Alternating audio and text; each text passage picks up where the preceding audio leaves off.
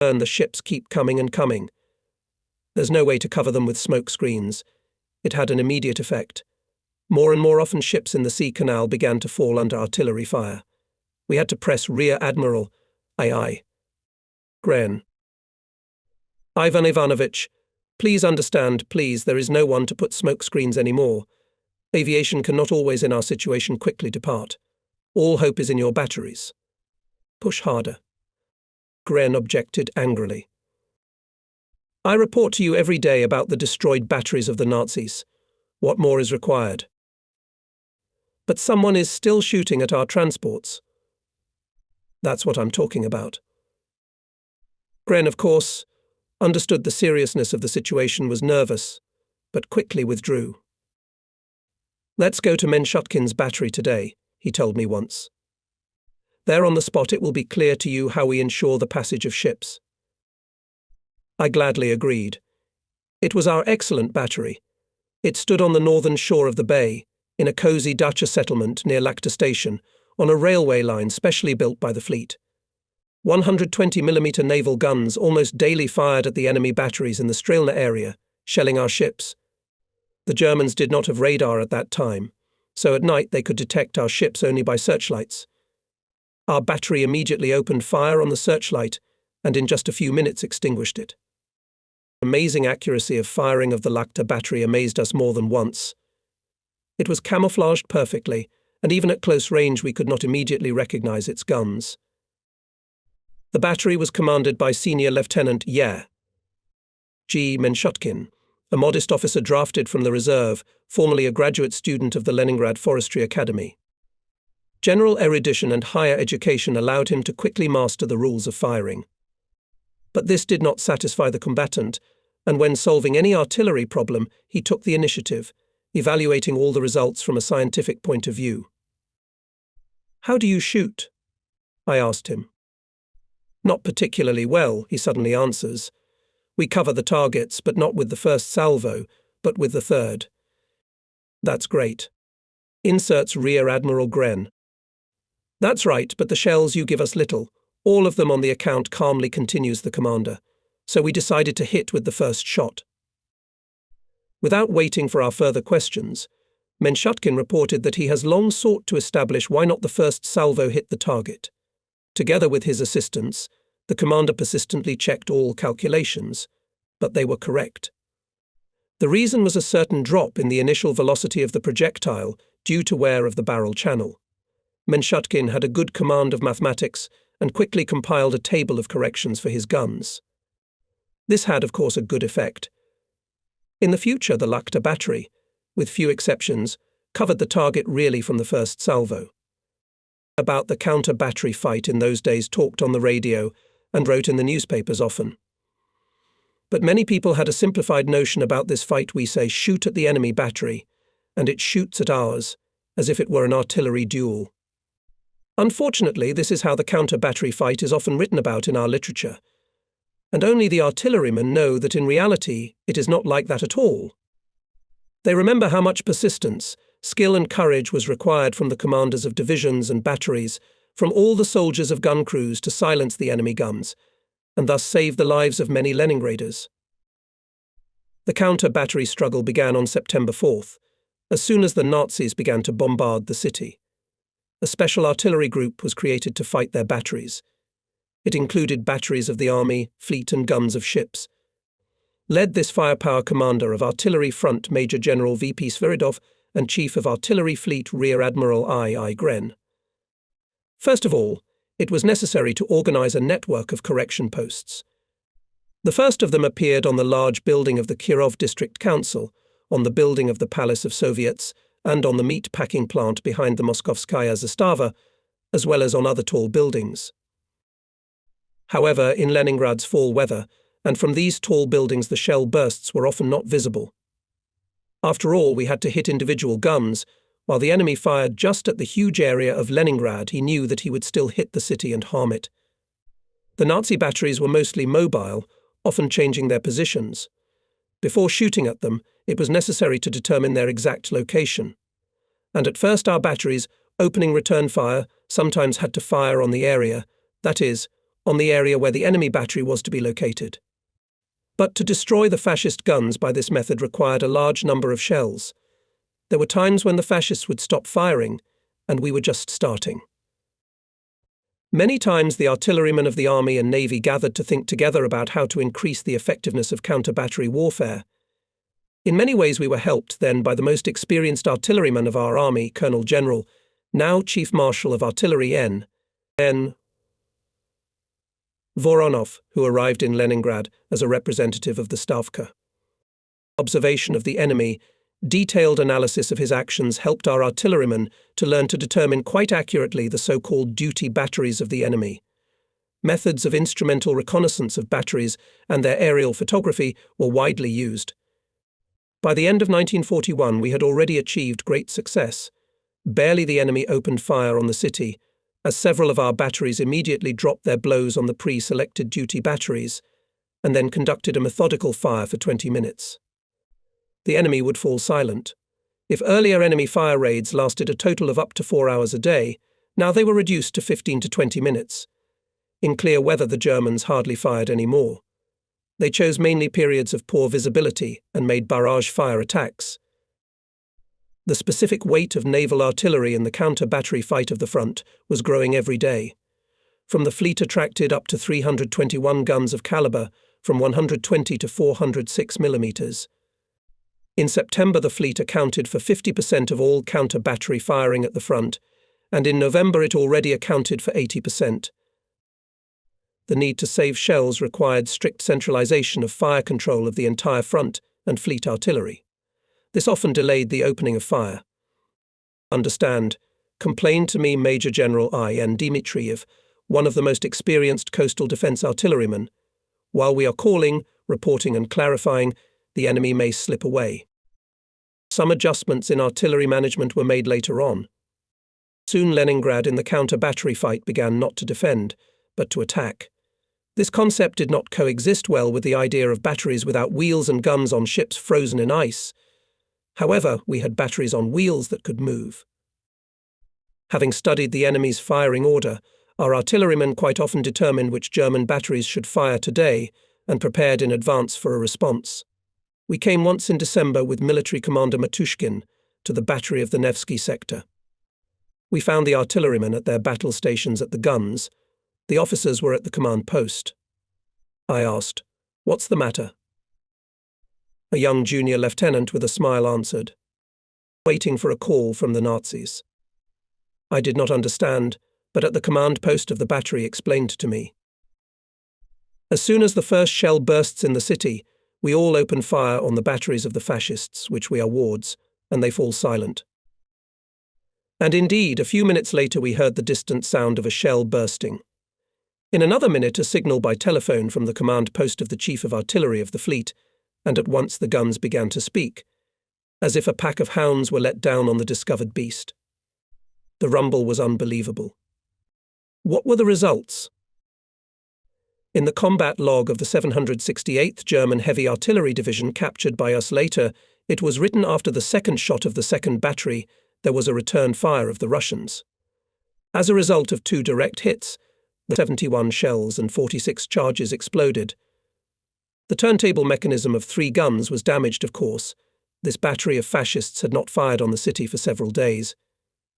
In their letters, which did not reach their homeland, many Hitler's soldiers wrote naval artillery is the purest hell.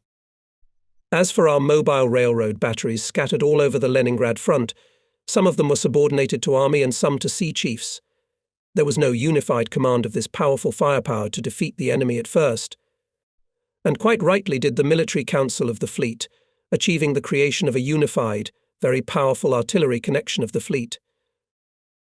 The unification of all railroad batteries in the same hands increased artillery culture, provided a rapid exchange of combat experience, the unity of all methods of solving complex combat problems. On February 22, 1942, the 101st Naval Brigade of Railway Artillery was formed. It consisted of 12 railroad batteries of the fleet and 16 batteries taken from the army. In total, thus, the brigade had 28 railway batteries with guns of 120 to 180 mm caliber, as well as an armoured train Boltiats. Major General I.N. Dmitriev, former commandant of the coastal defense of Hanko, was appointed commander of the brigade.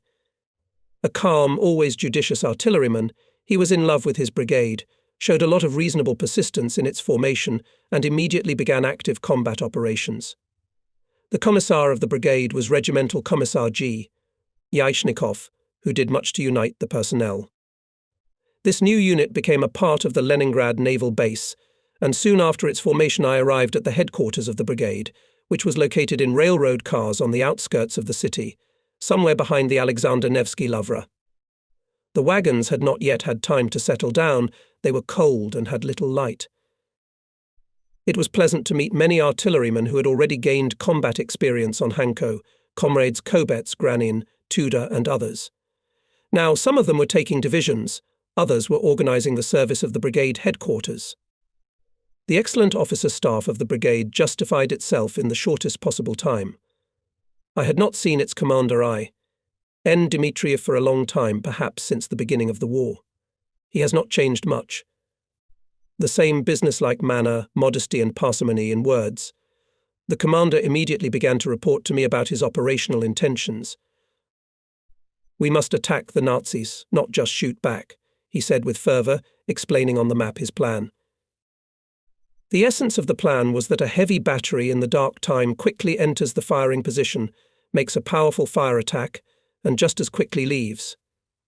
In retelling all this is not difficult, but for such firing it is necessary to make a binding of guns in advance, that is, to know their coordinates precisely, to create several railroad firing positions, so that the enemy did not know in advance from which of them the battery would fire.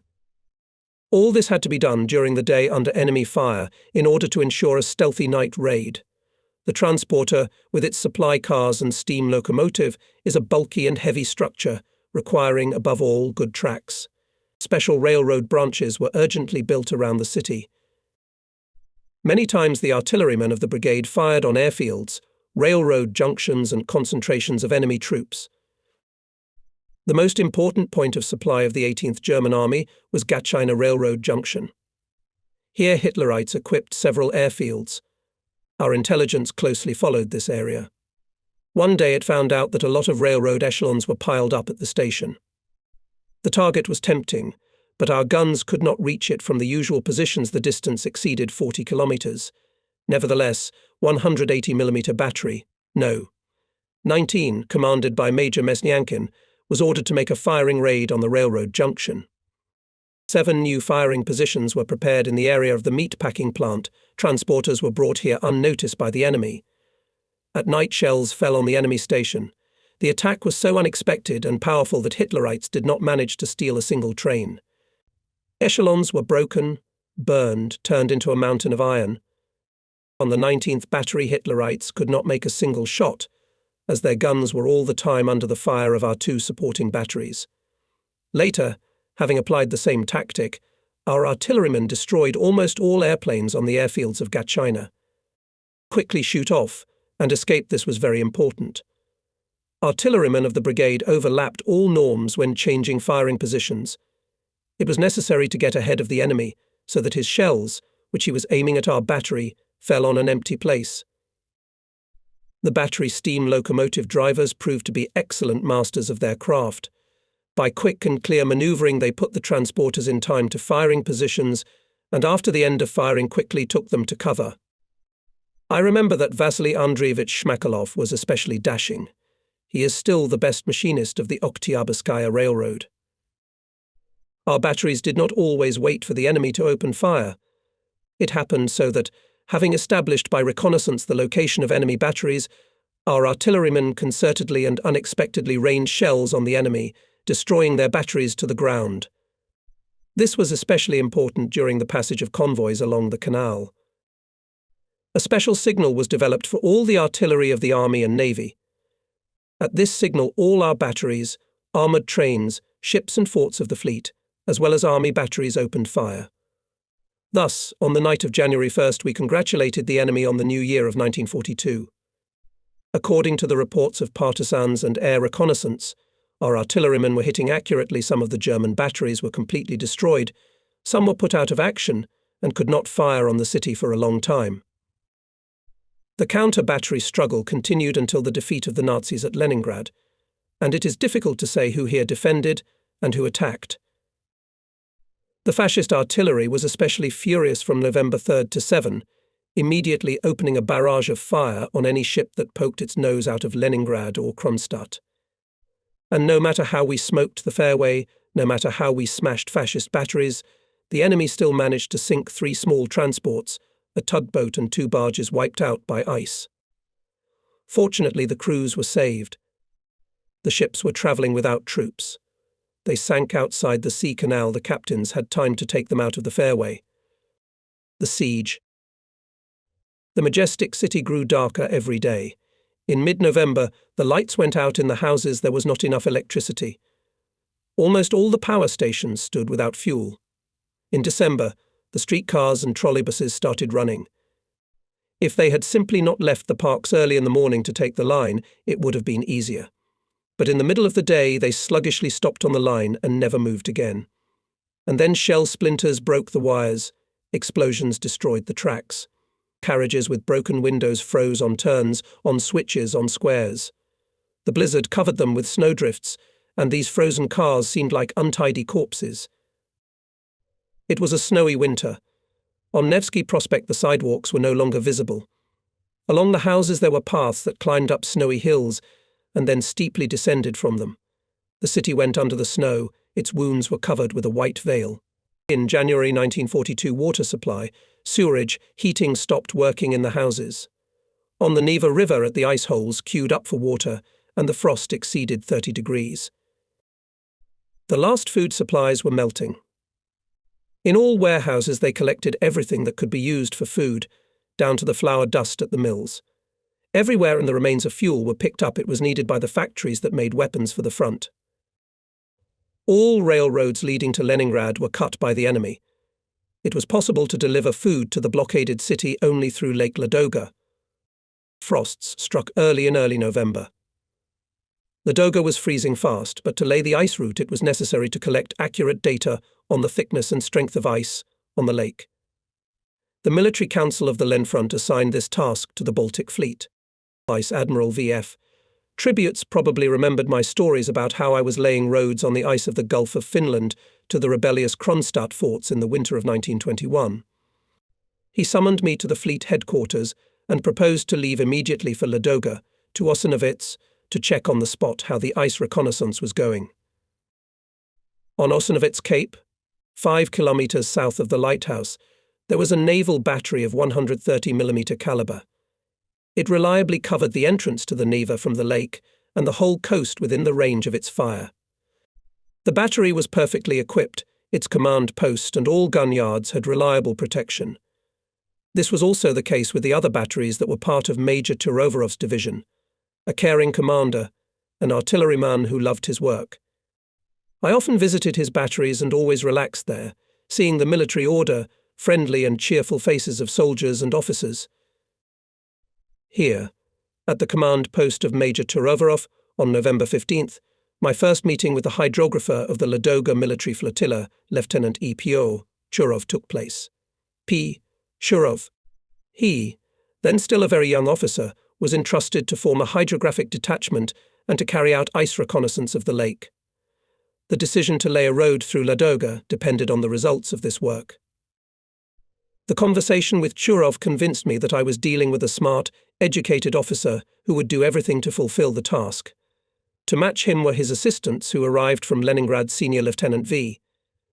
Kupryushin and Lieutenants V. N. Dmitriev and S. V. Duyev. V. Duyev. The hydrographers had a team of 10 sailors at their disposal. Everyone was cheerful, worked in friendship and quickly. 5 Finnish sledges were prepared. A compass was installed on them. Milestones, peshny and skis were laid. Lieutenant Churov had already flown around the lake on a U-2 airplane with pilot Topolov. It turned out that the ice edge is still quite close to the Schlisselburg Bay and passes approximately along the parallel of Cape Moria. Churov reported to me at the map. Along the planned route the ice is still very thin. There is almost no snow on it, so the expedition will have to walk most of the way. But the ice is likely to get stronger quickly, as the temperature is expected to drop to 20 degrees. I demanded from hydrographers to be careful. The path of the expedition is only a few kilometers from the enemy. Enemy sentries can go out on the ice and capture our scouts. At dusk, the hydrographers set out on their way. Their departure was reported to Kobona on the opposite eastern shore of the lake. Later, Churov told. We went down on the ice, around darkness. The sky was covered with clouds, you couldn't see a thing. We tied up in pairs with a signal halyard and walked at a distance of 20 meters from each other. In front, with a compass on a sledge I step. Behind me, Lieutenant Dmitriev marks the distance travelled with a circular. We are listening so as not to come across enemy sentries. Only once in a while we carefully light up the compass with a flashlight. On the right we could see gun flashes, the rumble of artillery firing. Sometimes we could hear the crackle of machine guns very close. In the side moved our combat guard, 3 sailors. The senior of them, Korolev, went on skis with a pedometer. Every 500 to 600 meters we made a hole, measured the ice thickness, and put a milestone. During the night the frost intensified. So, the ice will be stronger, we rejoiced. But suddenly the ice under our feet began to ripple smoothly. We stopped. We measured the thickness of the ice and aghast, only 5 centimeters. So we could go to the bottom, the whole operation could fail. We moved on even more cautiously. The ice seemed to be stable. We went faster, and suddenly again under our feet dead ripples.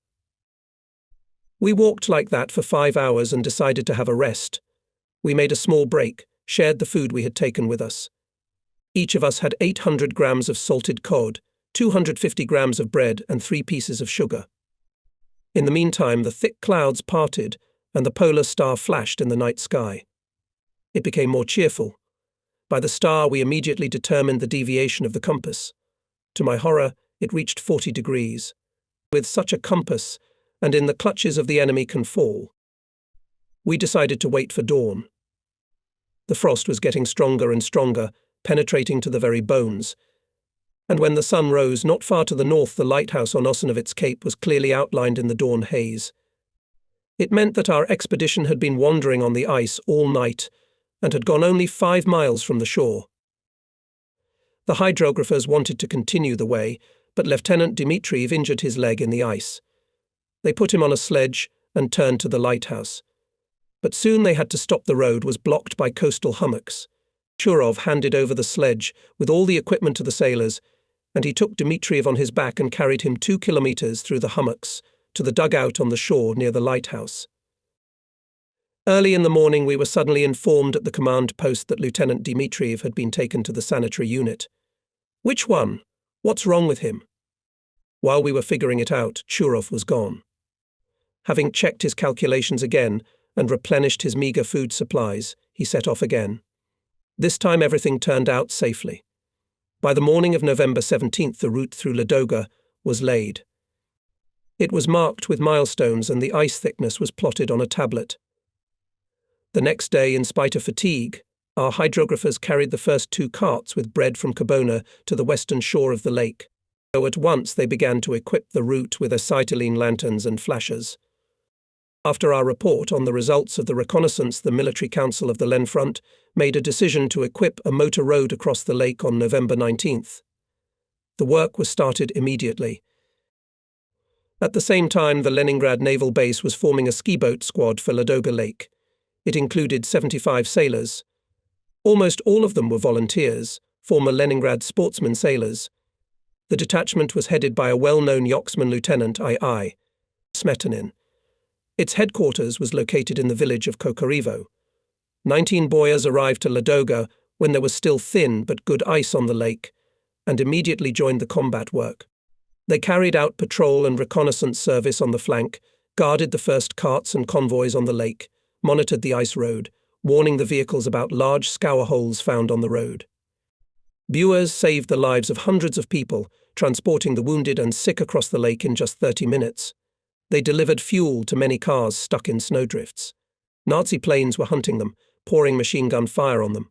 Maneuverability and great speed saved ice-sailing ships easily reached 100 kilometers per hour. At that time, the commanders of Boise I. Lotkin, A. Mikhailov, VK Koshigin, K. I. Alexandrov and many others distinguished themselves in the fighting. The Bua skiing detachment was subordinated to the head of the ice military automobile road. As soon as the lake was covered with a thick layer of snow, the Buists began to ski, continuing to carry out the service of reconnaissance, watch and protection of the road. Road maintenance regiments, labor battalions, and anti-aircraft batteries took to the ice to cover the road from air raids. Regulators, modest heroines of the Ladoga Highway, took their posts at their ice tents. On the night of November 22nd, in the frost, in a blizzard, the first 60 trucks went from Leningrad to Kobona for food. The ice was cracking under the wheels. Its thickness did not exceed 14 centimeters, but the road of life was in operation. The news traveled all over the city. Now I was no longer asked when we would break the blockade, but more often asked questions: how are things on the road? How does it work? Much has been written about the Ladoga Ice Road, which played such an important role in the heroic defense of Leningrad. But it is a pity that nothing has been said about the first scouts of the lake route, about its pioneers, Baltic hydrographers and drillers. Glorious feats of naval pilots, in particular of the 4th Guards Fighter Aviation Regiment, are poorly reflected in the literature.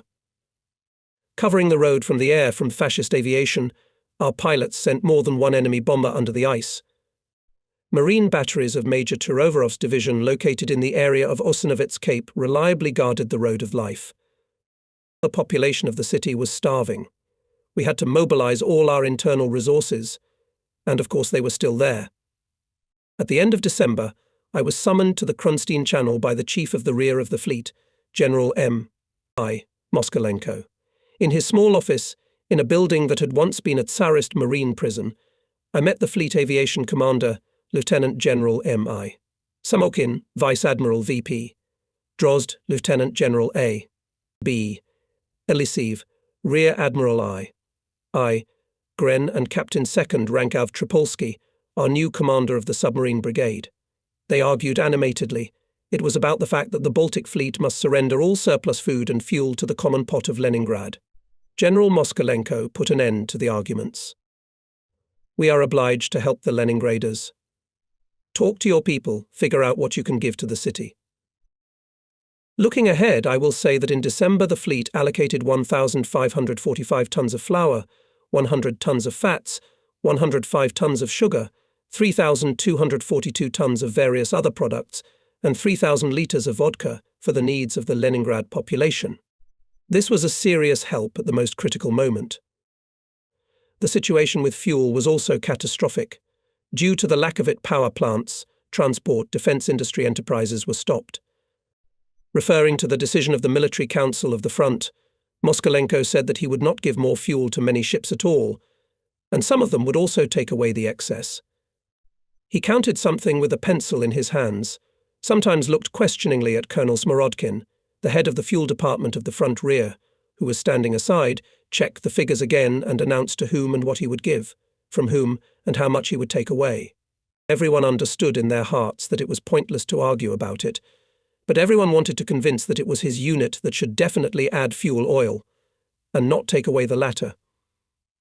When the passions began to cool down a little, I made one last attack. Mitrofan Ivanovich, my ships are on the front line in the upper reaches of the Neva. The icebreaker will not approach them. If no fuel is supplied, the ships will stop firing and freeze. The general interrupted me with his bass voice. Save fuel in everything. Insulate the decks and entrance hatches. Seal the men. Turn off all unnecessary warmers.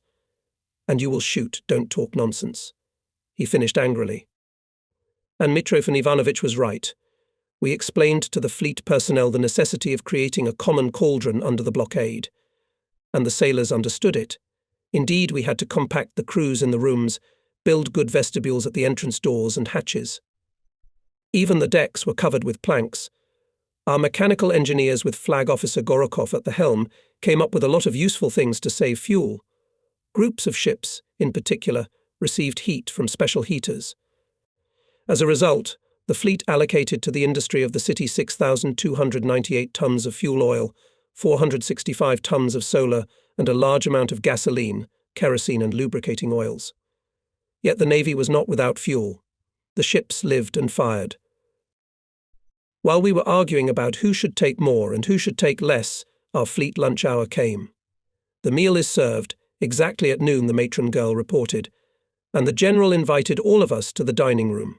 Traditional hospitality in the fleet was preserved throughout the blockade during its hungriest days. Wherever I was, whether on a gunboat, on a cruiser, or on the smallest battery, we were always cordially invited to the table at the usual hour. It was impossible to refuse. The hosts persistently shared with the guest the last piece of bread, the last plate of liquid muddy soup. And what was especially touching, in all wardrooms of ships and in coastal units strictly observed the traditional order of serving the table regardless of the quality and quantity of blockade dishes. Thus, on the cruiser Kirov, at the set time 4 young sailors' messengers in full white uniform arranged on the snow-white tablecloth, with starched napkins the devices of the beautiful Navy service, plates for bread and snacks, stands for knife and fork, faceted decanters with water and large glasses to them, elegant vessels and vases for fruit, sugar bowls and oil cans. Most of these items, understandably, were not needed at all for the blockade dinner, but stood in their place, as they had done for decades. And as always, the ship's senior assistant commander solemnly pronounced, "Comrades, commanders, please come to the table without his invitation." No one sat down to the table and dinner did not begin. This convention reflected the strength of traditions, tightness and organization of the Navy life, even in the harsh conditions of war, even when the alarm at any moment could force people to scatter to battle stations. We went up to the second floor to a small room with a single window overlooking the canal. The general whispered something to the waitress. We realized that the hostess had been asked to make 8 servings out of 4. There were no additional rations for generals or admirals during the blockade. The ration was one for everyone. And yet the table shone with crystal and porcelain, but alas, without contents. A lively conversation continued at the table.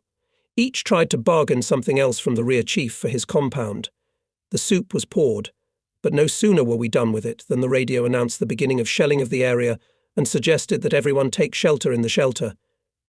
Everyone heard the loud voice of the announcer, the alarm, and behind the wall, the stomping of the feet of hundreds of people going down to the shelter.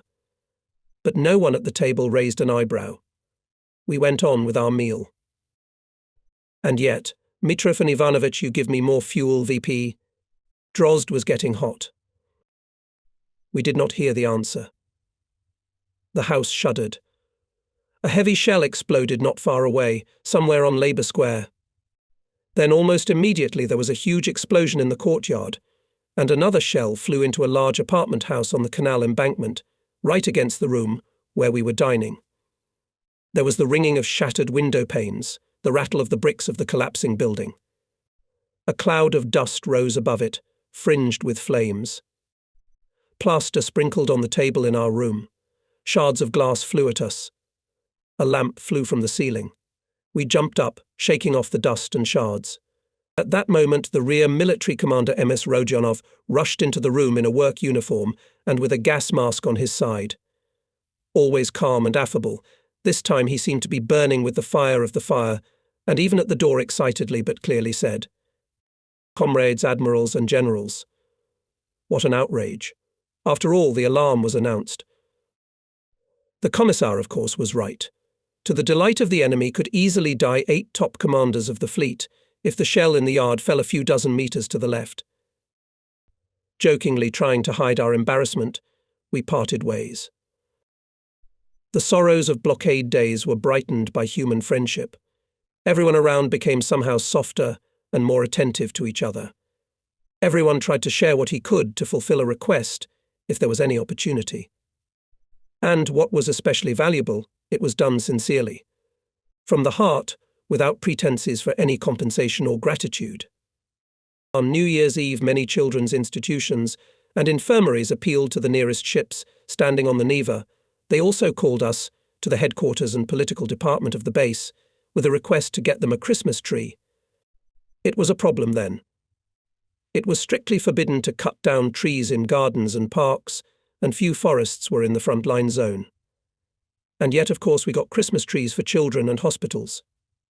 Even a big children's matinee with Santa Claus and a concert for children was organized in the Theatre of Musical Comedy. What to speak of children? We had a Christmas tree in every barracks on every warship. Nobody wanted to give up this tradition. New Year's concerts took place everywhere. Ship commanders congratulated their men with the new year. I met 1942 at the Christmas tree at the fighters' Christmas tree on the Bangor floating base. Musical comedy artists gave us a wonderful concert. Exactly at 00:00 on January 1st, all ships of the detachment gave a powerful salvo from all guns on fascist troops of the front line. Many sad, and sometimes tragicomic episodes depicting the life of Leningraders during the blockade remained in the memory of its witnesses. For example, one day the wife of my friend, who together with his unit was outside Leningrad, came to see me. The family was starving. To my great sorrow, I could not help her. The woman looked at my big old pigskin briefcase. "Can't you give it to me?" she asked me, embarrassed. I, of course, gave the briefcase, though I didn't immediately realize what my friend's wife needed it for. A few days later, I received a small piece of quite edible jelly in a box. The nickel-plated parts of the briefcase were attached to it separately, as if to prove that they had not become components of the blockade dish. Good battle friendship firmly cemented the whole big family of Baltic sailors, superiors and subordinates. The attentive attitude of sailors to officers was striking. Any order or request they tried to fulfill as best and fast as possible. Letters, telegrams and greetings full of love and admiration were sent to the besieged Leningrad from all parts of the great land. All measures were taken to increase food supplies via Lake Ladoga and by air. The whole country sent us parcels and food gifts. The inhabitants of Primorsky Krai collected and sent from Vladivostok to Leningrad a whole echelon 900 tons of food and other gifts. Members of the delegation visited our pilots, submariners and artillerymen, visited the Kronstadt fortress. On the day of the Soviet Army and Navy, February 23, 1942, I received a silver cigarette case with the inscription from the workers of Primorsky Krai to the heroic defender of Leningrad. 10 years later, being already the commander of the Pacific Fleet, at a dinner among friends I took out this cigarette case, which I kept as the most precious relic, and offered my neighbor a cigarette. It was also on the day of the Soviet Army and Navy. And suddenly my neighbor, the chairman of Primorsky Krai Executive Committee D, Amyashkin, recognizing the cigarette case, exclaimed, "These cigarette cases we bought at the expense of the workers of the region. I myself sent them to Leningrad in the 41st year." My blockade cigarette case became the hero of the evening, and I had to remember the past once again and warmly thank primary people for their brotherly care in those unforgettable days. Ski track found. With these words almost ran into my office Chief of Staff Rear Admiral V.A. Petrovsky. "What's the matter? What ski track? Where?" I was surprised. "Look," continued anxiously Rear Admiral, opened a working map in front of me. "This afternoon our first ski patrol, having reached the Kamenia bank, went to the Sea Canal and found here 2 fresh tracks going straight to Peterhof. It is quite obvious that the enemy scouts were approaching the canal. There was something to think about. Only a week ago, on November 13th, the Nevskaya Bay was covered with ice. There was almost no snow on it, only slightly powdered, and the Nazis were already on skis. With the freezing of the bay, a new front was formed, an ice front. Its length was not less than 50 kilometers. Its defense, of course, required special forces and means. Already on the second day after the Neva and the bay became frozen, the Military Council of the Lenfront made a decision to create a special organization, the internal defense of the city. It included detachments of the city militia, fire brigades, rifle work brigades, as well as parts of the Leningrad naval base, in total up to 37,000 fighters. The city was divided into 6 sectors of defense. The entire ice strip adjacent directly to the city was included in the 7th sector. For its defense were responsible troops of the inner defense of the city, including ships and parts of the naval base. The most important task of the base was the defense of the Sea Canal fairway from Leningrad to Peterhof. The forces allocated for the inner and ice defense of the city were commanded by the head of the garrison, Lieutenant General G.A. Stepanov, an experienced border guard and an excellent organizer. I was appointed his deputy in the marine part. "You are in command here, Admiral, although the sea is frozen, but still it is not land," joked the general when we made a plan with him for the winter internal defense of Leningrad. Indeed, the ice front had its own peculiarities. Winter was fierce from the very first days. It was impossible to keep troops on the ice. It was impossible to build dugouts or trenches for them.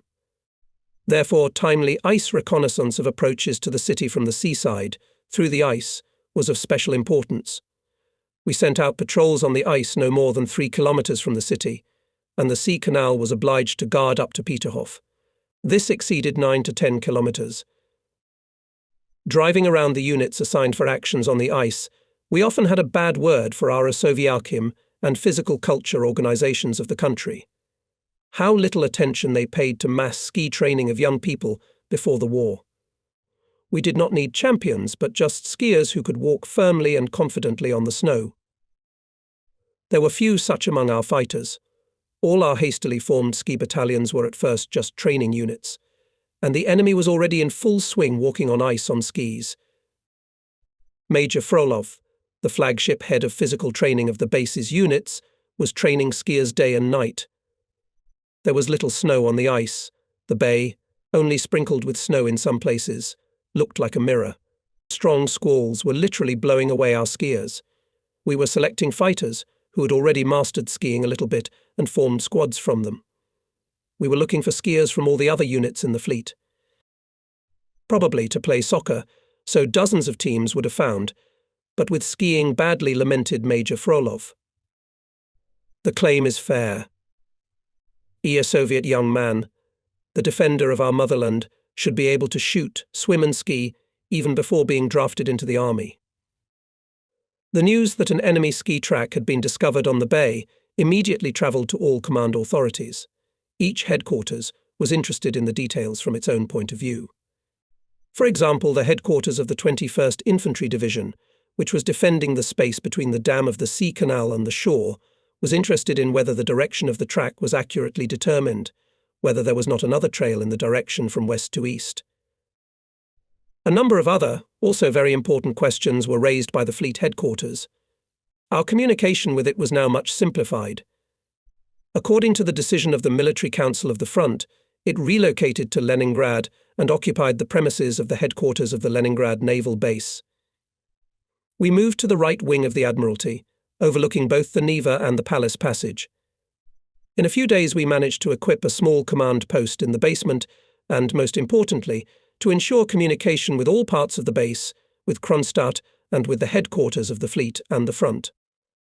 This was, of course, a great merit of communicators Schwarzberg, Utrobin, and all their subordinates. It was not so easy to do it in 4 or 5 days.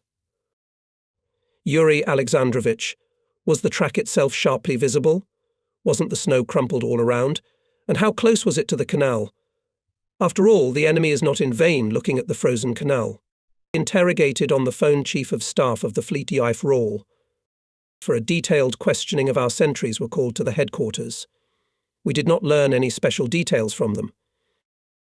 The fierce cold, pitch darkness, the wind does not give a move, all dragged to the side.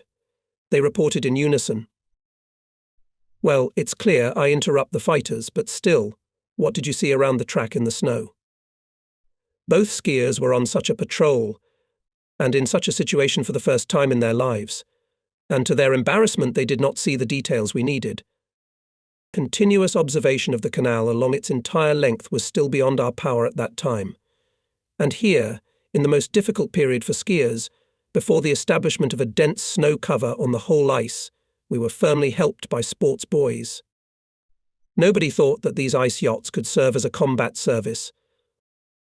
One squad of 18 Bieres was part of the base's water area protection forces. Another squad of 19 Bieres was part of the Air Defense Corps. Buoys could carry hand machine guns, but we were especially satisfied with their high speed, which exceeded, as I have already said, 100 kilometers per hour. This made them invulnerable to the enemy. They could not travel on thick and caked snow that was their disadvantage. But at the beginning of the harsh winter the ice was almost clear, so the Bieres immediately began to reconnoitre the area of the sea canal and the entire ice front. They also kept in touch with 4 barges of air defence, frozen in the ice of the Neva Bay. The teams of buoyers were manned by Leningrad yachtsmen, among them Senior Lieutenant I. P. Matviev, our famous sailing sailors Senior Lieutenant N.G. Shepkin, Junior Lieutenant BPD, Dmitriev and others. The commander of the detachment I. P. Matviev, performing combat missions, often under enemy shrapnel fire, flew on the ice of the bay, as if on the distance of the next all-Union competitions. Our winter-flying Dutchmen delivered food to air defence barges, made ice reconnaissance, and probably the help rendered by I. P. Matviev to the defence. P. Matviev to the defence of the bay was the greatest achievement in his great sporting life. Other sportsmen buyers, petty officers of the first Article A. N. Matskevich and MMA Sorochenkov also acted bravely. The next day after the ski track was discovered, at dawn on November 22nd, we released our scouts bureauists. In a few tens of minutes they flew around the area, which skiers would hardly go around for the whole day. From the buoy of Senior Lieutenant N.G. Shepkin near the route of the Sea Canal, against Peterhof, our scouts found an observation post of the enemy, arranged in the deckhouse of a sunken tugboat. About 10 Hitlerites were swarming on the ice near the deckhouse, installing an antenna, flying like a whirlwind. Shooting buoys stunned them. The Nazis scattered and hid in the hummocks without even firing a shot. A few minutes later, as soon as we received the reports of the buoys, our Lahti battery immediately opened fire. The whole superstructure of the ship was completely destroyed. Secondly sent buoy reported that mutilated corpses of enemy soldiers scattered far from the sunken tugboat. Combatman Shutkin kept his word to cover the enemy with the first salvo. Reports flew to the headquarters of the inner defence of the city and to the headquarters of the fleet. Only there was talk then, that about buoys and about artillerymen. But the day didn't end with that. Apparently the Germans were going to more deeply probe the entire defence system of our ice route. Quite unexpectedly came a report from Kronstadt that the enemy with a large detachment of infantry and tanks came on the ice from Peterhof in the direction of the Sea Canal. This was also discovered by our patrol boys. It smelled of serious business. All the units of the VOG were alerted. There was no certainty that the Nazis will not fly in other places. Rear Admiral Gren, the master of all the artillery of the fleet, was pleased. "Don't worry," he told me, "the more of them got out on the ice, the better for us. We'll sweep them all away." I left with the commissar of the base A. Matushkin to our battery, which stood on the slope facing the sea of the then unfinished Kirov Stadium. This place was historical. Here, on the spit of Krestovsky Island, stood back in 1855, one of the batteries that defended St. Petersburg from the sea in the days of the Crimean campaign. From here the whole bay was clearly visible. First, our battleship October Revolution opened fire on the fascists, who came out on the ice, and then the batteries ours and Kronstadt's. Very soon the enemy infantry was scattered, half destroyed, and one tank was sunk. Boers that arrived found only snow-covered corpses on the ice. This was the first artillery examination of our winter defences. Artillery of the naval base played a huge role in the winter defence of the city. The whole ice field of the bay was shot from Leningrad and Kronstadt by 200 guns of the most different calibre, from small to 400 3mm. The fire was strictly planned in a very complex system of interaction, for the fleet's guns were not only for the ice section. They were needed for all other sectors of the defence of Leningrad. But the ice front was given a lot of help. Thus, the 2nd Air Defence Corps allocated us 12 anti-aircraft batteries for action on the ice. In addition, 3 divisions of 85mm anti-aircraft guns were deployed for the same purpose in the western part of the city, closer to the coastline on Krestovsky Island, on Vasilyevsky Island and on the Petrograd side. It was a great force, and it seemed to us that there was no way for the enemy to approach the city through the ice through such a veil of fire. I cannot help recalling one very original artillery rationalization. We of course understood that mobile artillery in defence is of great importance, but where to get it? And so our sailor artillerymen mounted 45mm guns on sleds and easily dragged them behind them by hand. This made 8 beautiful self-propelled batteries. This witty invention helped us in the defence of the frozen bay. The snowfalls that had begun threatened to spoil the Boer road. We accelerated the preparation of the ski detachment. On November 23rd, sent-out patrols of skiers did not find any traces of the enemy, but we were not sure that the Nazis did not get to the canal. Meanwhile, on the next day by the canal, under the conduct of 2 icebreakers, was to come to Leningrad detachment of warships with troops. Should we take the risk or refuse to use the canal at all in the first days of winter? But there were still a lot of ships and operational cargoes to be brought to Leningrad, and the transfer of troops from Hanko was to be completed. It was technically impossible to trawl the canal through the ice beforehand. We realized that the enemy could put mines in the canal, dropping them into the holes punched in the ice. These holes were quickly covered with snow. We had to learn how to find them. Of course, our skiers did not grasp this new wisdom of ice warfare at once. They decided not to delay the ships. On November 24th, the icebreaker Volinets left Kronstadt at nightfall, followed by the icebreaker October with the leader Leningrad in tow. Then came the minesweeper Ural and transport Pyataletka, both with the troops of the Hanko garrison. The detachment consisted of very valuable warships, and most importantly, had on board not 1,000 soldiers and commanders. Several batteries of the base were ready to immediately open fire on enemy batteries if they tried to fire on our ships. Time stretches languidly and tediously. The enemy is suspiciously silent and does not even illuminate the caravans going in the ice. The Chief of Artillery, Rear Admiral II. Gren calls me from his command post. Where are our ships? Will we open fire on the enemy? Ships, according to the calculation of time, apparently are approaching the traverse of Peterhof. They are silent, so everything is going normally, I answer, but I myself, and all the commanders at the base command center at this moment, is bad at heart. We request our observation post in the head of the dike of the sea canal. He also sees and hears nothing. The atmosphere at the command post is tense. Everyone is talking almost in a whisper. What's the matter? Where are the ships? And then, around 9 p.m., the phone rings. The observation post reports that in the sea clearly heard an explosion. Did you check? Maybe it's the Nazis opened artillery fire on the ships. No. A few minutes later they report 2 more explosions in the same direction, but not so strong. And the ships are silent, so they're coming. Again we ask the post, is the enemy not shining no light? Again languid minutes stretch. Fleet Chief of Staff Rear Admiral YF roll calls, suggests whether it is not exploded mines? And from the observation post the answers are the same, we do not see anything. Only at about 22 o'clock the petty officer excitedly reported we hear some muffled murmurs and as if ice cracking, but nothing is still visible. And at last, joyful news, the lead icebreaker Volinets appeared. It turned out that a mine exploded near the icebreaker in the area of Kamenia Bank, which is against Peterhof, and 8 minutes later 2 more. The mines were apparently either of the river type or simply army land mines. They caused only minor shrapnel damage to the ship. But the fact in itself was alarming. It became clear that the enemy had decided to mine the sea canal. We immediately increased the number of patrols on the ice. The Kronstadt men did the same. It was the only possible then, but far from reliable countermeasure.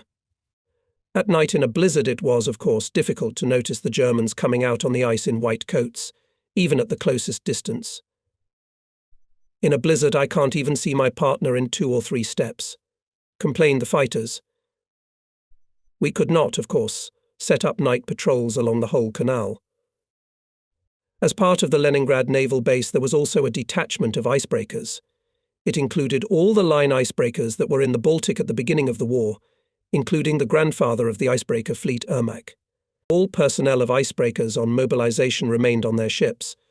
We only supplemented the crews with artillery crews, as well as added signalers and radio operators. Thus, the icebreakers became very strong artillery ships. The crews were diverse in age. On the decks of the ships one could meet an elderly machinist who had served on an icebreaker for a dozen years, and an ageless sailor in his 2nd year of service.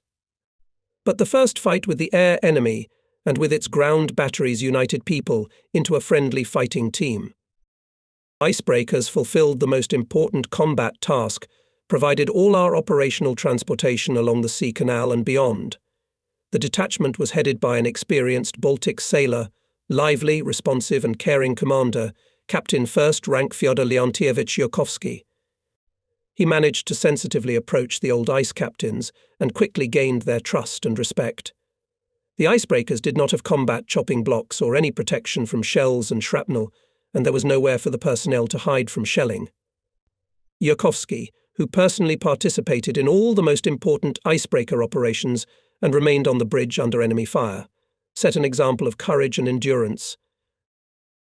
Although all the damage on the Volinets was quickly repaired, Fyodor Leontievich lamented that we had no means of fighting against mines in the ice. There was only one way out to prevent the enemy from laying mines. Frosts were getting stronger every day, and in the beginning of December reached 25 degrees. The cold was accompanied by stormy blizzards. The icebreaker Volinets could not sail because of heavy ice, and was replaced by the more powerful Ermak. To help him from December 4th, another line icebreaker was included. Of course, we strengthened the ski patrols, and for good reason. Thus, the icebreaker Ermak passed from Leningrad to Kronstadt quite safely. Apparently, there were no mines in the channel. Long, restless winter nights came. We expected, and not without reason, from the enemy all sorts of trickery. On December 6th, 5 miles from the head of the Sea Canal Dam, our sentries discovered 4 fresh ice holes, barely covered with ice.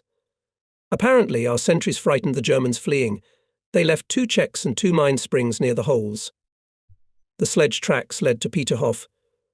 A mine party was immediately sent to the discovered holes.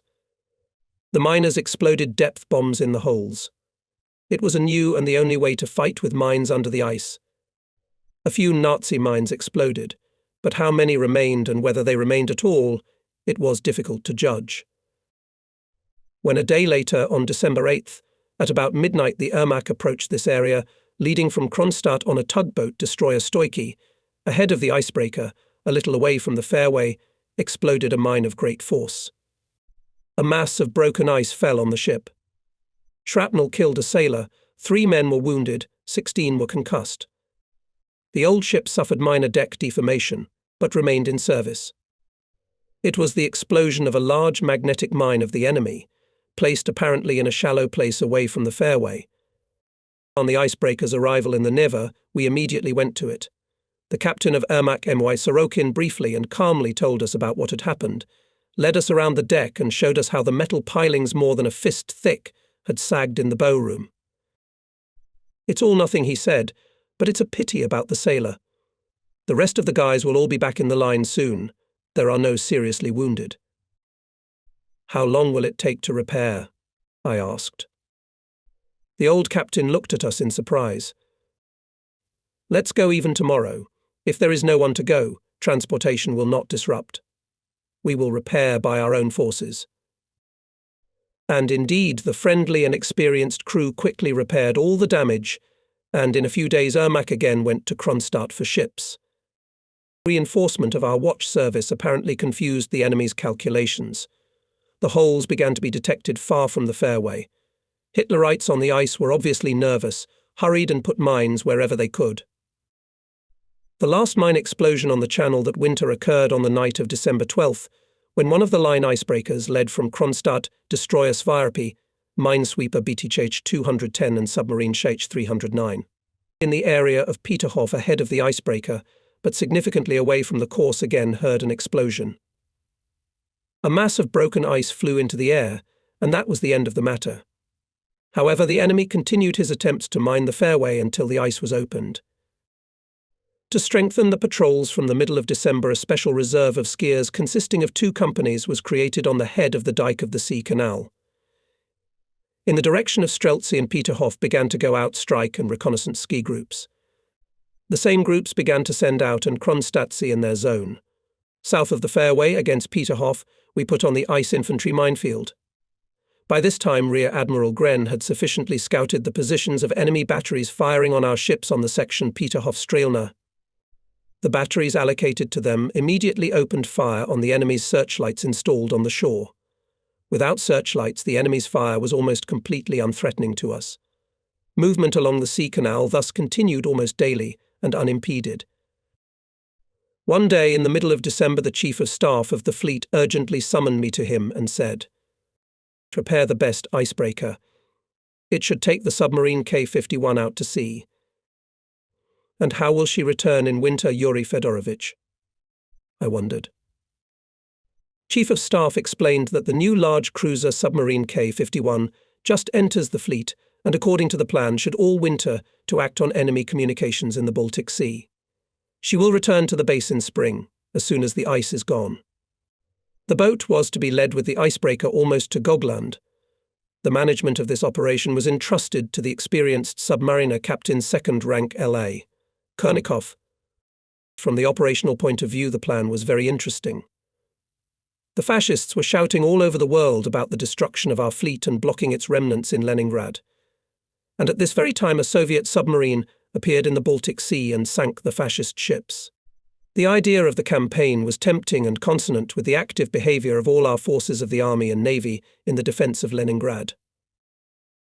Returning from headquarters, I ordered to double the number of patrols along the sea canal. For artillery cover of the submarine passage, the base allocated 5 batteries, and the Kronstadt Fortress 7. On December 18th, we saw off the icebreaker, and with it the submarine cruiser.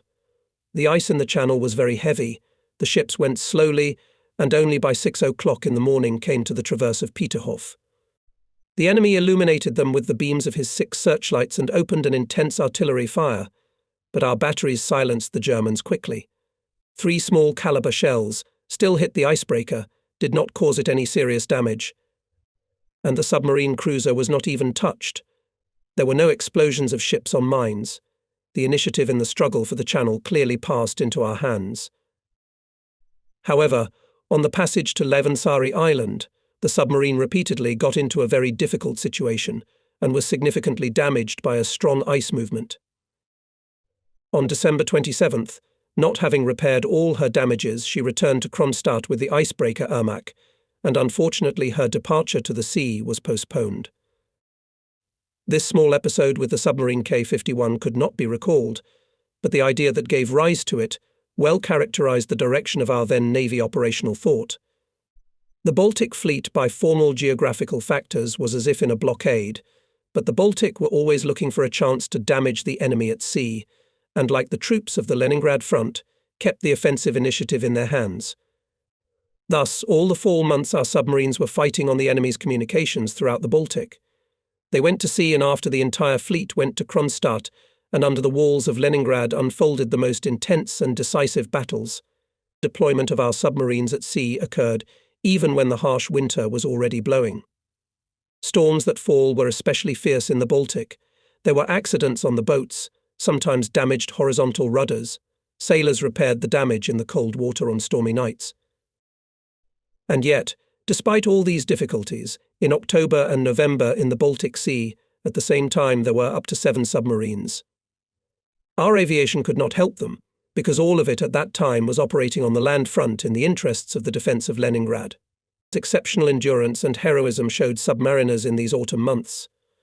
Our submarines sailed near the German coasts in the southern Baltic, in the Danzig Bay, and on the communications between Tallinn and Helsinki. They had to force the mine barriers of the Nazis in the Gulf of Finland. For 2 months, according to the reports of the submarine commanders, 7 German transports were sunk by torpedoes of the boats commanded by Captains 3rd Rank F. Ivantsov I. M. Vishnevsky SPP, Isin A.S. Abrosimov and P.D. Grishenko. This does not exhaust the damage inflicted on the enemy that fall by our submariners. In the last days of October and in the beginning of November, the boat S7 shelled Narva, Vivara and Asiri stations in Narva Bay. With the fire of its cannons, it blew up the ammunition stores of the enemy, set fire to large stocks of fuel. The submarine Lembit blocked the Bjorkson Strait with mines. Only the ice that bound the Baltic forced our submarines to return to Kronstadt.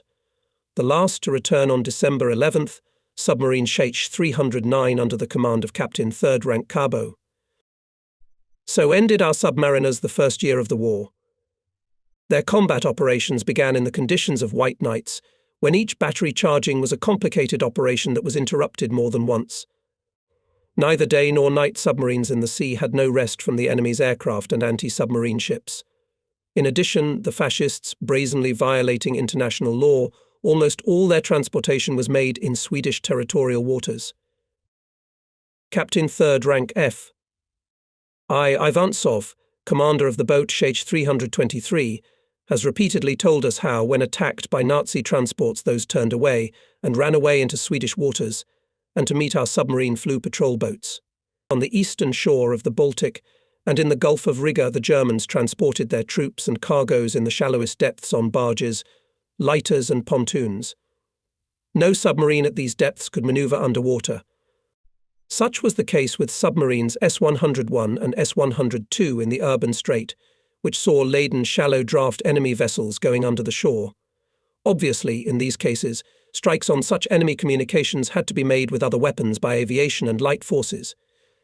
We understood it well, but our abandonment of naval bases and airfields in the Baltic and in the Gulf of Riga prevented this possibility. The actions of our submarines could have been more effective, but everything around was unfolding quite differently from what was planned, as it was supposed to be, and it was happening, as they say, quite the opposite. And yet our submarines in 1941 sunk, according to the reports of commanders, 1 submarine and 10 transports with military cargoes and troops put up about 100 mines barriers, on which the German ships were blown up. The enemy's freedom of navigation in the Baltic was sharply violated. Our submarines forced him to go in convoys with guards. All this complicated the transitions, slowed down the turnover of vehicles of Hitler's fleet. Our transportation through the Sea Canal and any movement of ships in the ice ended by the new year. During November and December 1941, more than 40 ship detachments passed from Kronstadt to Leningrad. They transported for the front more than 22,000 soldiers, 128 guns, 28 tanks, and a lot of ammunition. At the same time, 14615 soldiers, 44 tanks and 22 guns, as well as many thousands of tons of ammunition, food, fuel and other cargoes, were transported from Leningrad to Oranienbaum for the Primorsky operational group of troops. At the same time, there were only 3 cases of explosions on mines of icebreakers, by the way, not out of service. Significant thickening of the ice cover in the Neva Bay posed a new threat to us. The enemy could now go out on the ice, not only with infantry, but also with tanks and artillery to ensure their mine-laying and even to break into the city. This possibility was not excluded, although it became more and more difficult for the Germans to approach the canal undetected. We considerably strengthened the protection of the canal by sentries. Our skiers more than 16 times during the winter, with the fire of automatic rifles, drove away the Germans who were climbing to the canal. Many times it came to hand fighting in the dark. Killed and wounded were on both sides. Hitlerites began to go out on the ice by detachments of 25 to 30 people, probing the whole system of our ice defense. During the winter we had almost no quiet night. It happened, just lie down at the command post to take a Napa phone call. They report from the post on the ice you can hear machine gun fire. At once you wouldn't know whether it was a company or a regiment, or maybe it was an attack on the city. It was like no sleep at all. There's an alarm on the ice front, and so almost every night. Of course, with Ice Age, the possibilities of penetration of fascist spies and saboteurs into the city increased. Our patrols were warned about it. One frosty night in the strongest snowstorm, our watch, headed by Petty Officer Ponomarev, was returning from the bay. In the darkness, the sentries came across several fascist spies who were sneaking from Leningrad. A short firefight ensued. One of the spies immediately fell. Our fighters were unharmed. They immediately searched the dead man and found very important documents with him, which helped to speed up the disclosure of the spy's nest in Leningrad. Unfortunately, darkness and snowstorm did not allow to specify the number of spies. Their traces on the ice were immediately covered with snow. Hitlerites tracked our sentries in every possible way, arranging ambushes in ice hummocks. 2 of our fighters, A. Epikin and N. Vikrov, ran into such an ambush. Although there were more than 10 Germans, the sailors joined the fight, fired to the last cartridge, threw grenades, and when the ammunition ran out, they used knives. The support sent from the dam found the corpses of our soldiers at dawn. Soviet sailors gave their lives not cheaply. Around them lay several Nazi corpses. As soon as the enemy detected the slightest movement of our sentries on the ice or on the dike of the sea canal, his artillery immediately opened fire, with shrapnel mainly from the area of Strelna and Peterhof. It happened that our ski squad had already taken cover behind the dam, and the Nazis were still firing at the empty, silent ice field for another 10 to 15 minutes. During almost the whole winter the Germans often, and for a long time, shelled our battery No. 3 on the southern wall of the head of the Sea Canal Dam and the area where the skiers' dugouts were located. The indiscriminate firing did not bring us much damage, but once, on January 13th, Lieutenant General A.B. Elisiv, commandant of the Kronstadt fortress, anxiously informed me by telephone that the Germans, consisting of at least 2 companies with guns, had just come out on the ice, apparently from Peterhof. We dispersed them with the fire of batteries. Probably they will come to you too, take measures, warned the general. There's another alarm on the ice front. We deployed additional ski reserves along the canal. From above, incessant phone calls, what's new? How are things? What do you hear? Look, do not miss as if on purpose. All these days raged blizzard. In 2 steps could not see anything. And on January 15th, our reconnaissance found a significant concentration of fascist infantry near the shore near Strelna. Railway 120mm battery from Lachta immediately opened fire. Hitlerites were scattered, good half of them remained on the ice. The accumulation of enemy infantry on the shore, at the end of January near Sestroretsk, was also dispersed by the fire of the Kronstadt artillery. The nights were long, there was very little daylight, and frequent blizzards impaired visibility. This increased the tension. In different places on the shore here and there, reinforced enemy detachments with machine guns came out on the ice, but as soon as we detected them, they immediately hid towards the northern or southern shore of the Neva Bay, leaving dead and wounded on the ice. On March 8th, we received another nervous call from Kronstadt. We had received information about an allegedly large offensive across the ice to Leningrad. At the insistence of the commandant of the fortress, the commander of the fleet organized a daily aerial reconnaissance of the coast of Koivistolizy Nose. At the same time, they also took our zone Peterhof-Strelna. The pilots flew honestly but found no one. Went there and our reconnaissance ski squads, but with the same results.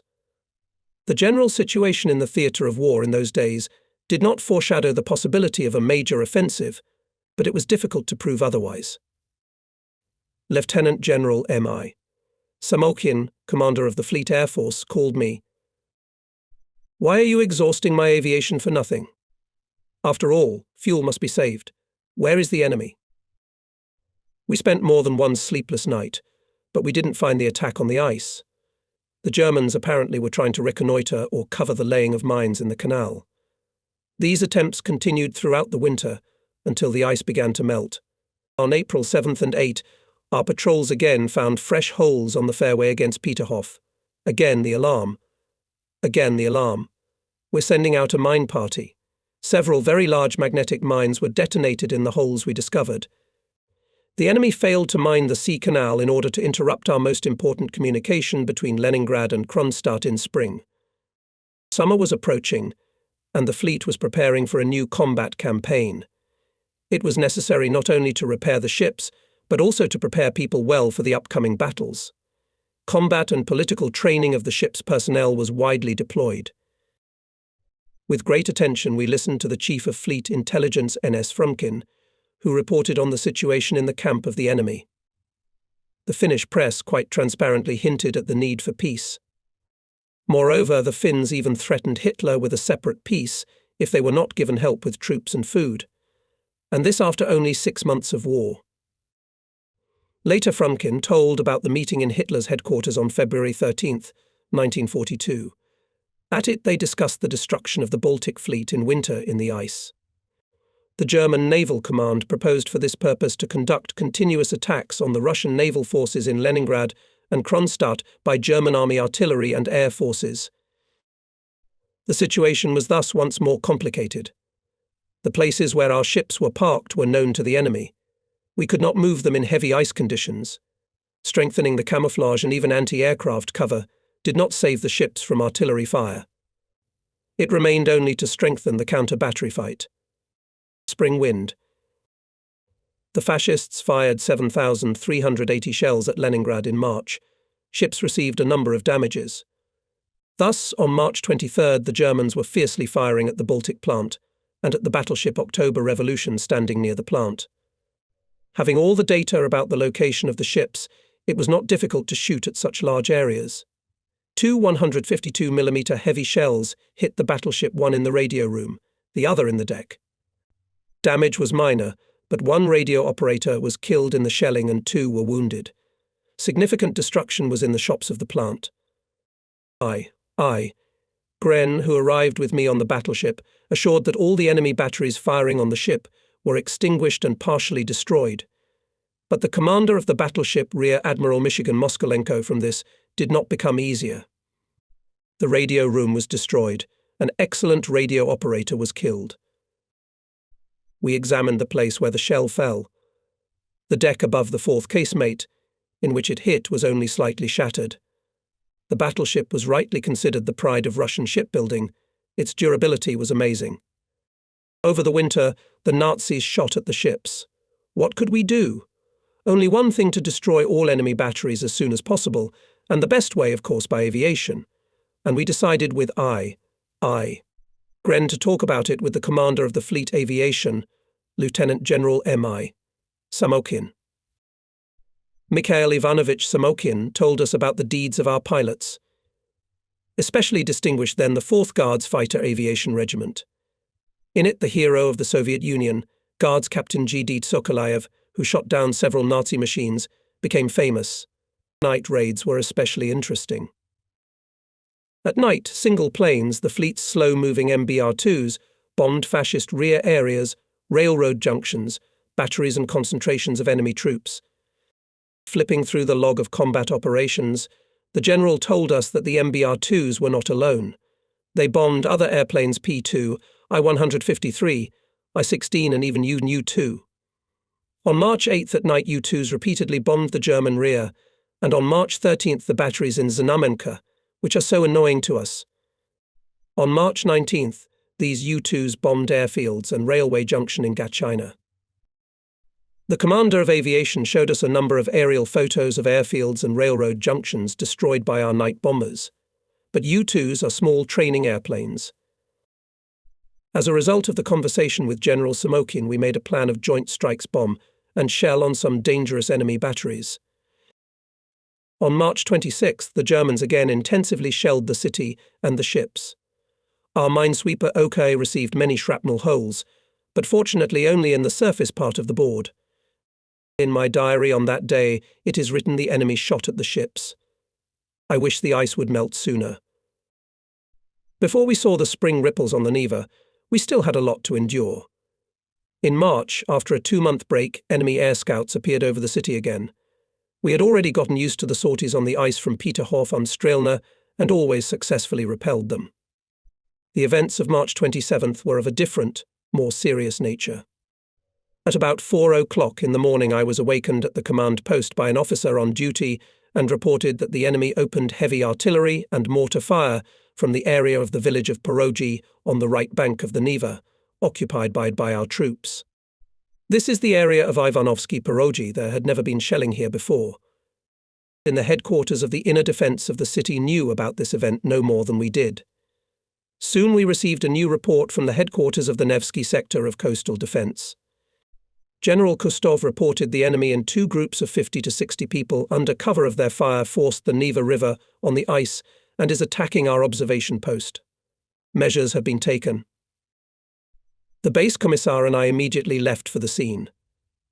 On the way, I thought how good it was that according to the winter defense plan, the whole Neva was divided into combat areas, headed by the commanders of the formations deployed there. Major General Kostov, an experienced Baltic artilleryman, was the head of this area. The closer to the area of the village of Porogi, the machine gun and mortar firing becomes more and more clear and sharp. The night is dark. We are quickly rushing along the snow-covered highway, but suddenly the firing stopped. Not to get in the clutches of the fascists, flashed a thought. The car turned off the highway, and we were already in the area of the sector headquarters. We were met by the Chief of Staff, Colonel Potemin. He calmly reported that all the attacks were repulsed. The enemy was in flight and hid on the left bank of the Neva. Our losses are not great. 6 sailors were wounded, and 2 machine guns were put out of action. How do you explain such insignificant losses? I was interested. The fascists were let down by their intelligence, I think. They counted on complete surprise and suddenness of their actions, and it turned out differently on the alert to the area of the sortie. Immediately, on cars arrived armed marine teams. Batteries opened fire on the ice of the Neva. Hitlerites did not expect such organized resistance, were demoralized and fled. Tell me, Colonel, how do you regard this sortie at all? I inquired. Potamin revived. Of course, it was a deep combat reconnaissance of the entire system of winter defense of Leningrad on its eastern side. Chief of Staff was right. If the reconnaissance was successful, it would certainly be followed by an attempt to force the Neva more significant forces. In this case, the enemy could cut off the city from Ladoga, completely close the ring of blockade. An attempt to break through to the city from this side, essentially from the rear, was not excluded.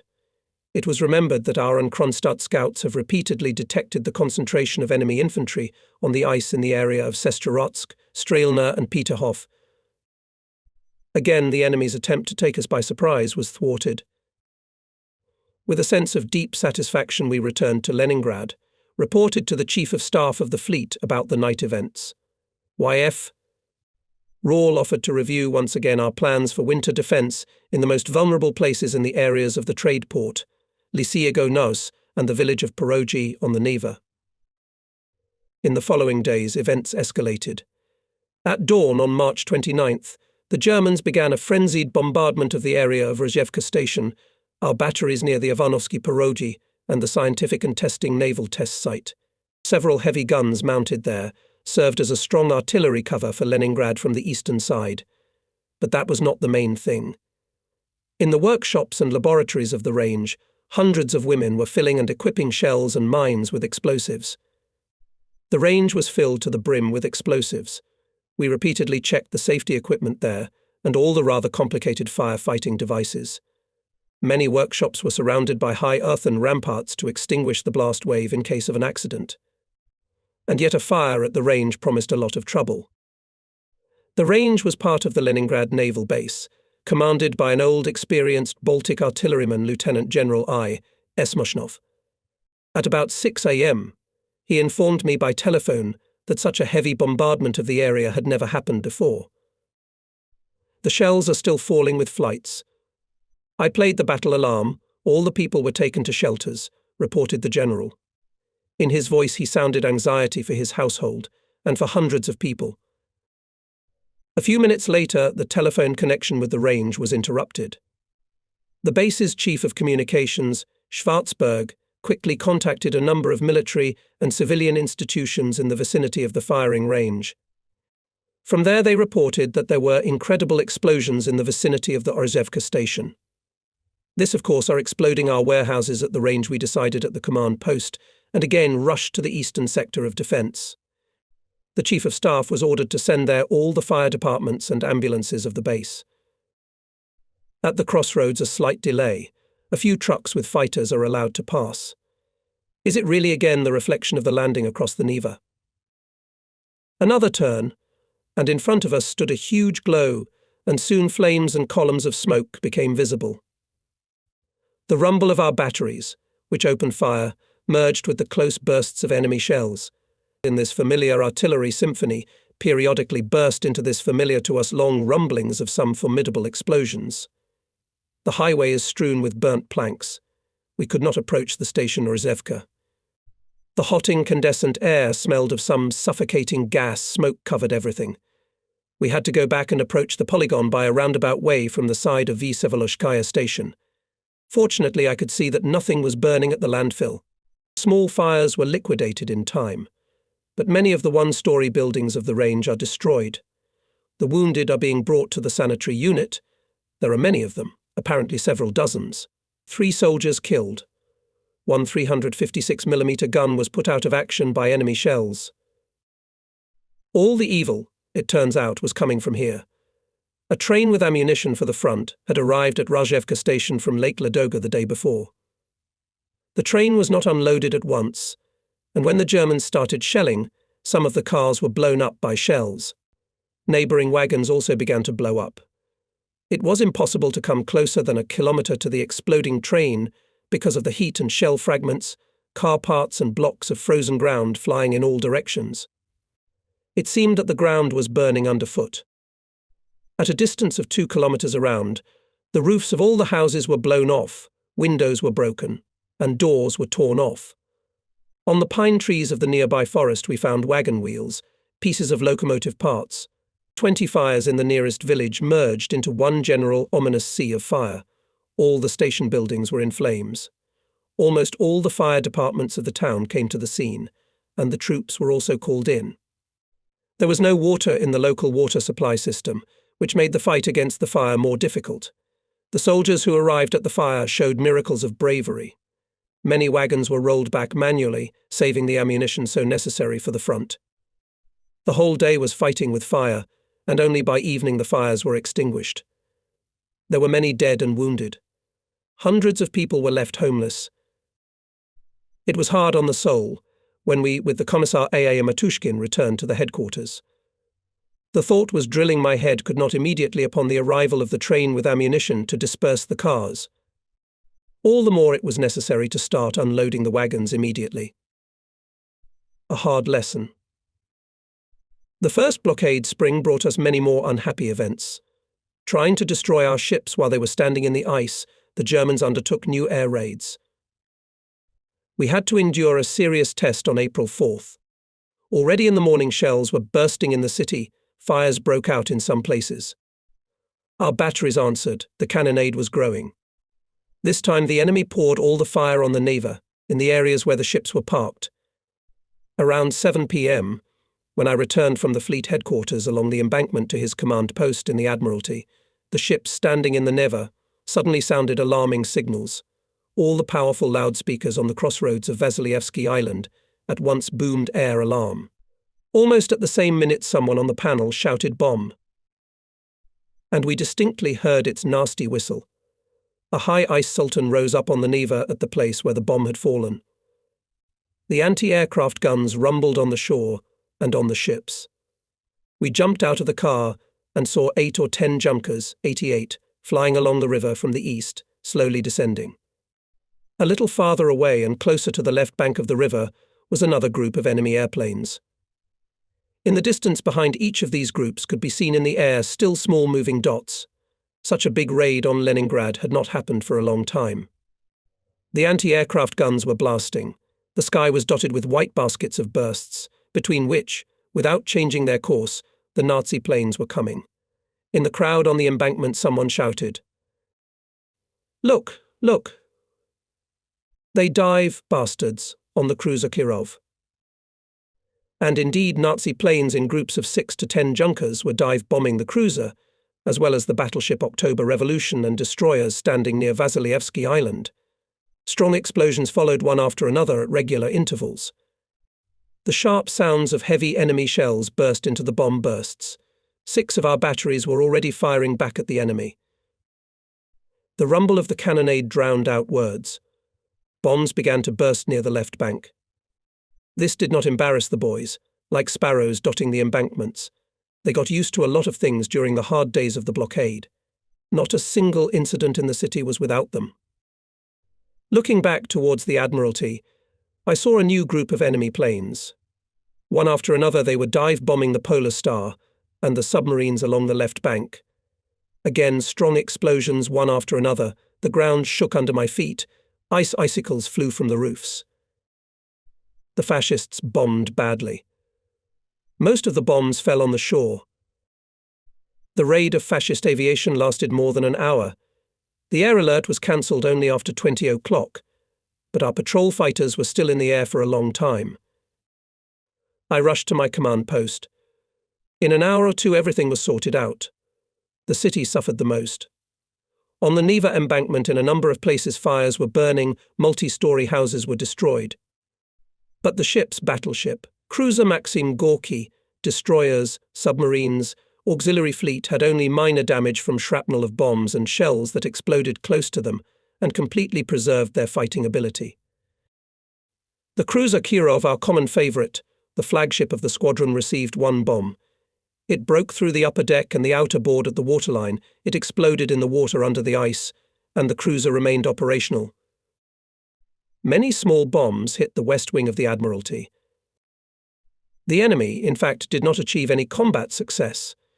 Our pilots shot down on the approaches to the Neva and to the ship's 18 airplanes out of 40 flying. Until deep into the night, there were negotiations by phone, clarified all the circumstances of the raid, its consequences. Failure of the enemy operation made us expect its repetition. About this on the phone, all warned the commander of the fleet Vice Admiral Tributes, and always calm, Commander of Aviation, General Samokin, saying goodbye to me, advised. Today, Admiral, better sleep at the command post. And indeed, many flagships did not sleep that night. Everyone was waiting for the raid. Our fears were justified. At 2:00 in the morning on April 5th sounded the air alarm. The darkness was cut through by searchlight beams. The night silence was interrupted by coastal anti-aircraft guns. For a long time the fascists kept us in suspense. For 2 hours the bombs fell mainly on the ice of the Neva. This time the ships were not even hit by shrapnel. No military installations were damaged. There were neither wounded nor killed. And in the morning, as soon as the darkness cleared, again began heavy shelling of factories and the Neva. German scouts, who flew in the afternoon to see the results of the raid, were driven away by our anti-aircraft gunners and fighters. Shelling of the city continued every day with unrelenting intensity. We, of course, responded vigorously. The Germans were silent for 15 to 20 minutes, apparently waiting for the inhabitants to come out of their shelters, after which they opened fire again with the same force. And so it was for 18 hours in a row. The shells began to hit the base facilities and ships more and more often. Thus, on April 14th, during the next bombardment of the Research Marine Artillery range in Rozhevka, the command post of the air defence was destroyed. At the same time, fascists shelled the Kronstadt fortress. Strong destructions were caused to Kronstadt on April 19th. A lot of houses were destroyed in the city, the naval shipyard was damaged. Ships in harbours and batteries on forts were damaged. All this, of course, was not without casualties. On April 20th, during the next bombardment of the fleet in Leningrad, one 152mm shell hit the minesweeper OK, penetrated 3 decks, partially destroyed living quarters. This ship had been awarded the rank of guardship just a few days before for its courageous combat performance. A lot of shrapnel holes in the surface and superstructures received then destroyers scary and angry. Our fighters during the day covered the fleet from enemy air raids, but of course they could not do anything against artillery fire. In addition, almost all the fleet airfields by April 10th melted, and planes could not rise to strike at enemy batteries. A hard spring period came. The movement of ski patrols ceased. There was already a lot of water on the Neva and on the bay. General Samokin grumbled that's when they stopped flying, so everyone immediately needed aviation, and reconnaissance, and look after the channel, and hit the batteries, and cover the fleet. Now, you will know what it means to live without aviation. And indeed, without aviation it was like without hands. Only on April 20th the long-awaited general ice movement began. All ice roads to Kronstadt were closed. On April 23rd, the Neva River was cleared of ice, and we immediately distributed tugs to warships to begin the next day to rearrange the ships. It was not so easy to do this, for the shore ice was still very strong and clung to the ships as if unwilling to part with them. Sailing westward into the sea, the ice floes gave us an unexpected farewell salute. On the morning of April 23rd, a phone call from the fleet headquarters. The commander ordered to report immediately what these explosions on the bay. Do you hear them? At the command post, do not hear explosions. What's the matter? No Nazi aircraft in the air, no shelling of the city yet. And only from the battery of the rowing port reported that they could not see anything on the ice, but clearly hear random explosions for an hour in the direction of Kanonersky Island, as if sometimes the ice is blowing up too. All started in all directions. Who's shooting? Who's blowing up the ice? It turned out that it was the ice front that was saluting us, sailing westward. During the day, due to the ice movement, more than 250 mines of the Army field model, set by sappers on the ice in the fall, exploded. The explosions continued all day long. We still did not have time to move the ships. Immediately after lunch, the air alarm sounded. The day was overcast, damp, clouds were hanging low over the Neva. It is difficult for our pilots in such weather. All hope for anti-aircraft gunners. And indeed, the 9th Anti-Aircraft Regiment of Air Defense of the Leningrad Naval Base again showed high combat skill of their calculations. This regiment, commanded by Major Mukhametov, covered ships and bridges on the Neva with its fire. We have not yet seen anything in the sky, and anti-aircraft guns have already opened fire. Hitlerites, with their inherent pattern, almost exactly repeated the previous scheme of the raid. Apparently they were in a hurry, realizing that the fleet was about to sail away. According to the air defense of the city, this time flew 159 Junkers and Messerschmitts, but only 18 bombers broke through to the fleet. On the approaches to the city, 24 airplanes were shot down, the rest turned away somewhere. The raid lasted this time 3 hours, of course, accompanied by shelling. In pairs and singly, fascist bombers were diving out of the clouds. Dozens of shrapnel holes in the sides. As before, received very many ships. There were killed and wounded. The commander of the cruiser Maxim Gorky, Captain First Rank and Petrov, told after the raid that near the ship burst 15 bombs and 100 heavy shells. After counted 300 shrapnel holes. 4 sailors were killed, 8 were wounded. Again, our guard's minesweeper OK was unlucky. This time 3 203mm shells hit the ship. The mine-feeding system was destroyed, 1 gun was smashed, and large fires broke out. As at the beginning of the month, the Germans paid special attention to the cruiser Kirov. They managed to hit the aft part of the ship with 2 100-kilogram bombs. 2 anti-aircraft batteries of the cruiser with all gun crews were destroyed. Shortly after the start of the raid, we were informed the fleet headquarters is on fire. From another place, reported fleet headquarters destroyed. Upon inspection, it turned out that the building of the Naval Academy, where the fleet headquarters was located, was indeed hit, almost one after another, 6 small bombs, most of them in the courtyard, where several cars were burned. Of course, all the glass in the building was blown out. There was no way the Nazis wanted to let us out to sea. On April 25th and 27th, they repeated their air raids again, accompanying them with artillery fire. But the enemy's forces were melting. In the first raid involved 55 aircraft, of which we shot down 6, and in the second raid only 24 Junkers. Again, dozens of shrapnel holes, but this time mainly in the auxiliary ships. Apparently the fleet and coastal anti-aircraft gunners knocked off the combat course of the Nazis, and they threw bombs anywhere. Hitler's order to destroy the Baltic fleet in the Neva remained, thus unfulfilled, as well as many of his other delusions. The last grey and dirty heavy ice floes sailed westward. Leningrad, together with its brainchild, the Baltic fleet, had survived the first blockade winter. Breathing in the invigorating spring wind from the sea, the Baltic sailors were preparing for new battles at sea and on land.